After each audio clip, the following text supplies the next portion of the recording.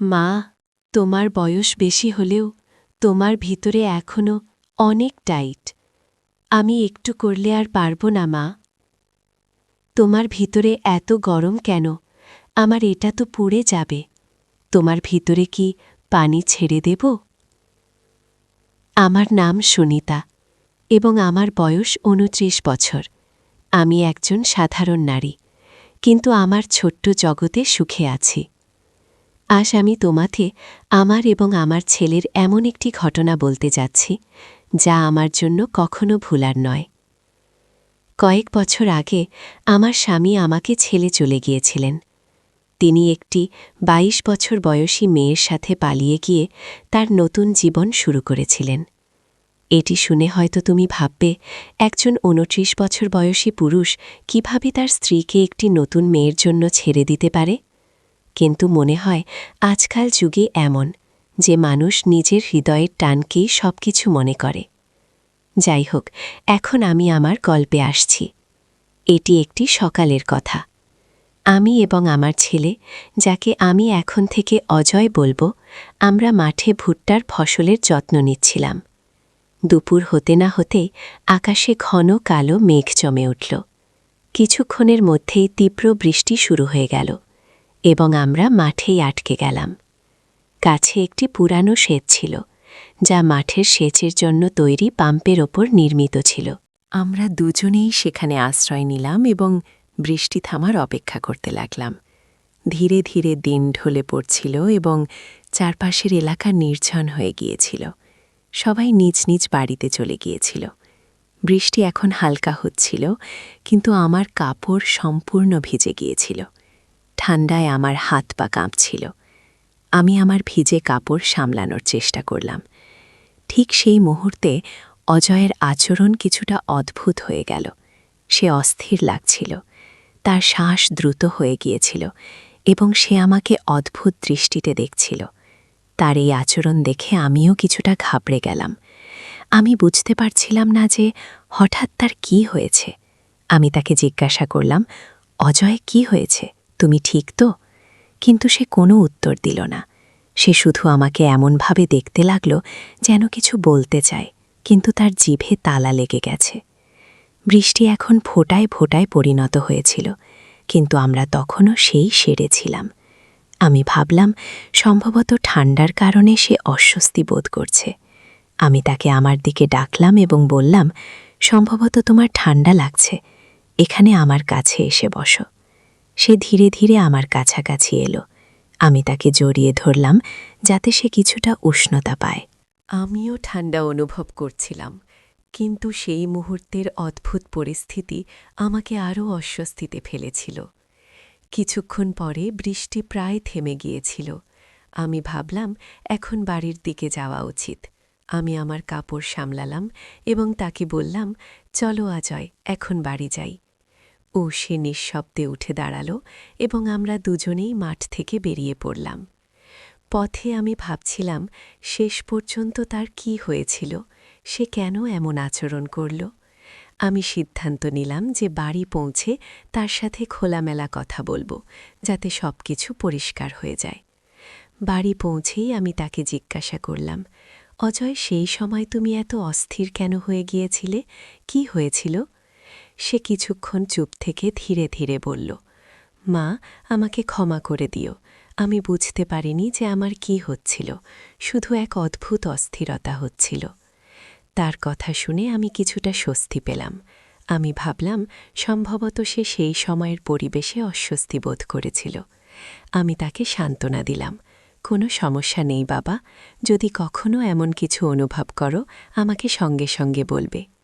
সেই রাত আমি তাকে বিশ্রাম করতে দিলাম এবং নিজেও ঘুমানোর চেষ্টা করলাম। কিন্তু আমার মনে প্রশ্ন ঘুরছিল, এটি কি শুধু অস্থিরতা ছিল নাকি আরও কিছু? আমি এটিকে পরের দিনের জন্য রেখে দিলাম, কারণ অনেক সময় সময়ের সাথে সাথে উত্তর নিজেই চলে আসে। পরের সকালে অজয় তার ঘর থেকে বেরিয়ে এলো সম্পূর্ণ স্বাভাবিক। তার আচরণ ঠিক যেমন প্রতিদিন হয়, যেন গতরাতে কিছুই হয়নি।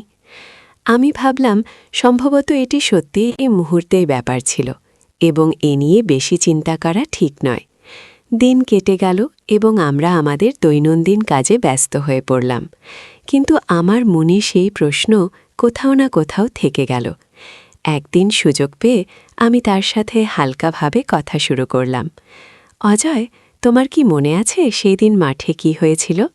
আমি দেখেছিলাম যে তুমি হঠাৎ অস্থির হয়ে গিয়েছিলে। সে কিছুক্ষণ থেমে বলল, মা, আমি নিজেই বুঝতে পারিনি যে কি হয়েছিল। সম্ভবত বৃষ্টি, ঠান্ডা এবং সেই নির্জন জায়গা আমাকে কিছুটা ভয় পাইয়ে দিয়েছিল। তার কণ্ঠে সত্যতা ছিল। আমি বুঝতে পারলাম যে সে সেই অভিজ্ঞতা নিয়ে নিজেও বিভ্রান্তিতে ছিল। আমি তাকে আরও অস্বস্তিতে ফেলতে চাইনি, তাই বললাম, ঠিক আছে বাবা, মাঝে মাঝে এমন হয়। বেশ কয়েকদিন সবকিছু স্বাভাবিকভাবে চলতে থাকল, কিন্তু একবার আবার যখন আমরা মাঠে কাজ করছিলাম, এমন কিছু ঘটল যা আমাকে ভাবতে বাধ্য করল। অজয় আমার কাছে এসে হঠাৎ বলল, মা, আমি তোমাকে কিছু বলতে চাই। আমি তার দিকে তাকিয়ে জিজ্ঞাসা করলাম, বলো, কি কথা? সে কিছুটা দ্বিধা করে বলল, আমার এখন মনে হচ্ছে সেটা অস্থিরতা ছিল না। সম্ভবত তোমাকে সেই অবস্থায় দেখে আমি নিজেকে নিয়ন্ত্রণ করতে পারিনি। কি? তার এই কথা শুনে আমি হতবাক হয়ে গেলাম। আমার মনে অনেক প্রশ্ন উঠতে লাগল। এটি কি শুধু একটি অস্বস্তিকর মুহূর্ত ছিল, নাকি আরও কিছু? আমি তার বয়স এবং মানসিক অবস্থাগুলো আজকে বুঝিয়ে বললাম। এই বয়সে এমনই হয়, যখন আবেগগুলো জটিলতা তৈরি করে। কিন্তু তোমাকে বুঝতে হবে এবং সঠিক পথে ফিরে আসা শিখতে হবে। সে আমার কথা মন দিয়ে শুনল এবং মাথা নেড়ে বলল, আমি বুঝেছি মা, আমাকে ক্ষমা করো। আমি এখন এই জিনিসগুলো নিয়ন্ত্রণ করার চেষ্টা করব। এই কথোপকথন আমাদের মধ্যে একটি নতুন বোঝাপড়া তৈরি করল। সে তার আবেগগুলো আরও ভালোভাবে সামলানো শুরু করল এবং আমিও অনুভব করলাম যে একজন মা হিসেবে তার মানসিক অবস্থাকে গভীরভাবে বুঝতে হবে। সময় কেটে গেল এবং আমাদের সম্পর্ক আগের চেয়ে আরও শক্তিশালী হয়ে উঠল। সেই ঘটনার পর আমরা একে অপরের সাথে খোলামেলা কথা বলতে শুরু করলাম, যা আমাদের জীবনকে আরও সুন্দর করে তুলল। এক সন্ধ্যায় আমরা দুজন ছাদে বসে চা পান করছিলাম। আজও হঠাৎ বলল, মা, আমি তোমাকে আরও কিছু বলতে চাই। ও আমি হেসে বললাম, বল, কি কথা?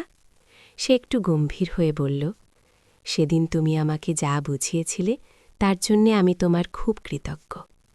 তুমি সবসময় আমাকে সঠিক পথ দেখাও।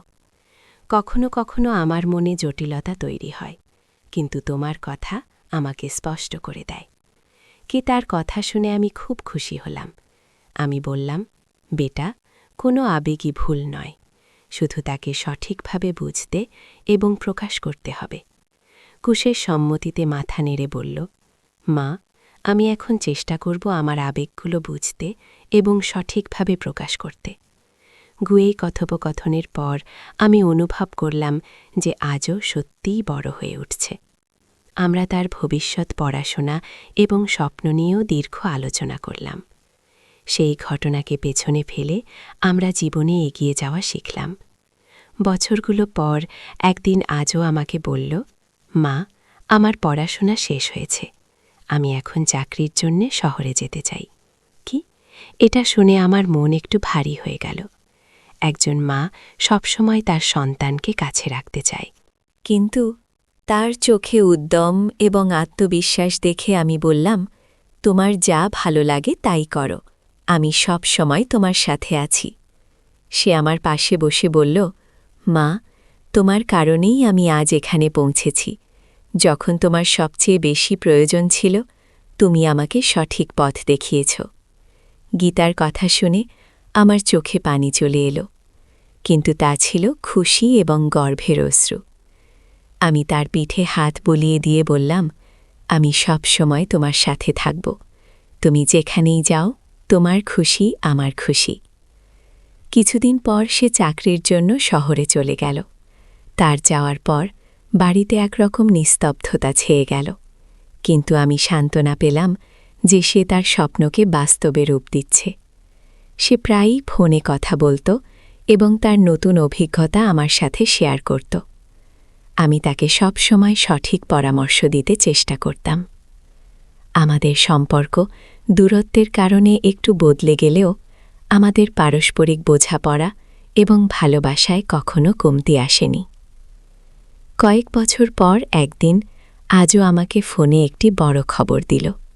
সে বলল, মা, আমি একটি মেয়ের সাথে পরিচিত হয়েছি। আমার মনে হয় সে আমার জন্য সঠিক জীবনসঙ্গী।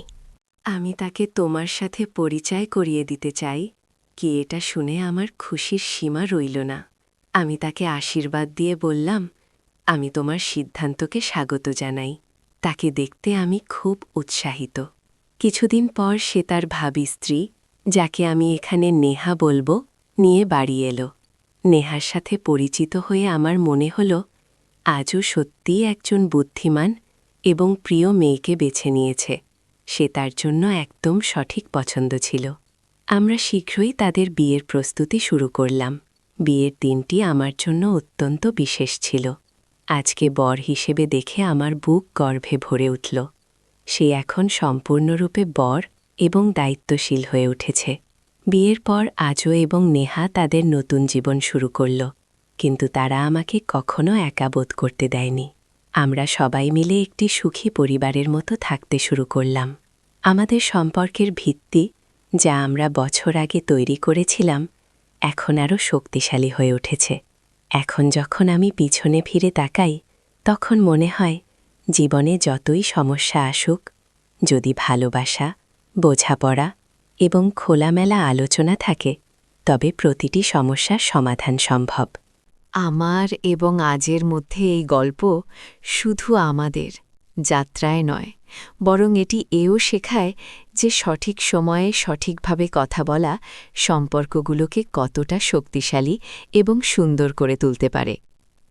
আমাদের পরিবার এইভাবেই সুখ এবং সন্তোষের সাথে এগিয়ে চলেছে।